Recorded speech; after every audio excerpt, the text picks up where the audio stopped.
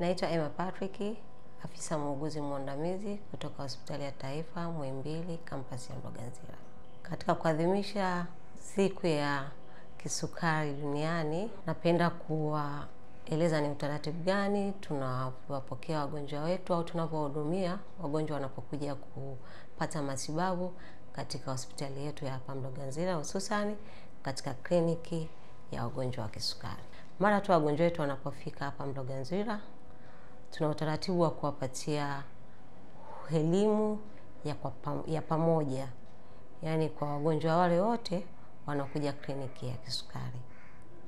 Yaani tunasema elimu ya pamoja ikiwa ni kuongea nao, kuwaeleza nini maana ya kisukari, sukari ikiwa kubwa inakuwa iko kwenye kiasi gani, ikishuka inakuwa ni kiasi gani, na ni jinsi gani ya kuweza kujisaidia wanapokuwa na hizo changamoto kwa ujumla. Na tunaongea nao pia kuwaeleza ikiwa labda sukari imeshuka ni kitu gani anatakiwa kukifanya, na pia ikiwa sukari labda iko juu ni vitu gani, dalili gani watakuwa nazo na ni nini cha kuweza kufanya ili angalau waendelee kwenda vyema na changamoto hiyo alionayo.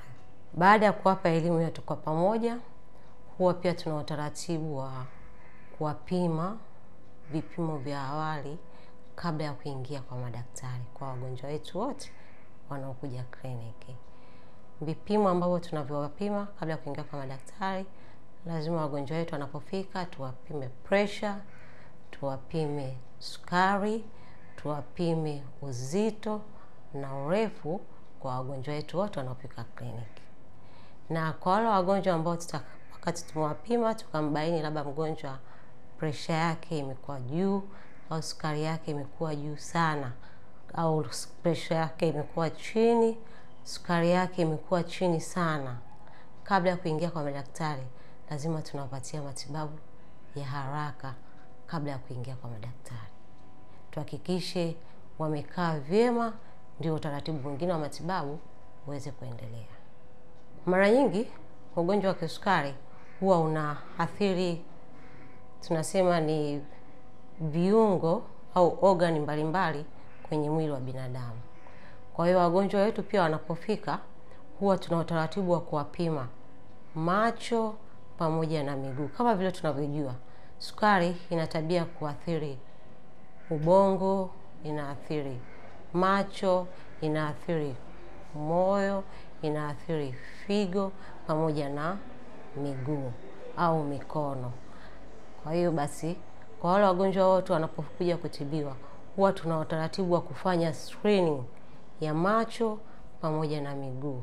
Yaani tunawapima macho ili kuangalia je, wameshaanza kuathirika macho, na pia tunawapima miguu na kuangalia je, wameshaanza kuathirika miguu, kwa sababu unakuta kuna mwingine akiwa anaendelea na tatizo ile alilonalo anaanza, yani ile sukari unakuta imeshaanza kuathiri macho, uono wake. Sasa ili mgonjwa ule asije akafika stage ambayo sio nzuri, tukimfanyia uchunguzi ule wa awali tukambaini kama macho yameshaanza kuathirika, huwa tunampeleka kwenye kliniki husika au kwa daktari husika kwa ajili ya kuanza matibabu haraka iwezekanavyo ili kuzuia ile tatizo lisiweze kumwathiri zaidi.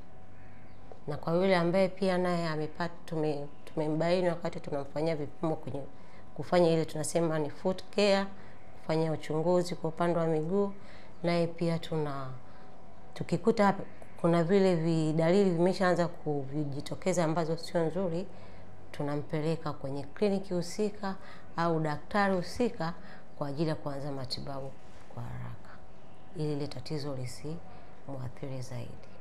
Kliniki zetu zinapatikana kila siku ya Jumatatu mpaka Ijumaa, saa 2 asubuhi mpaka saa 10 jioni. Tupo ground floor.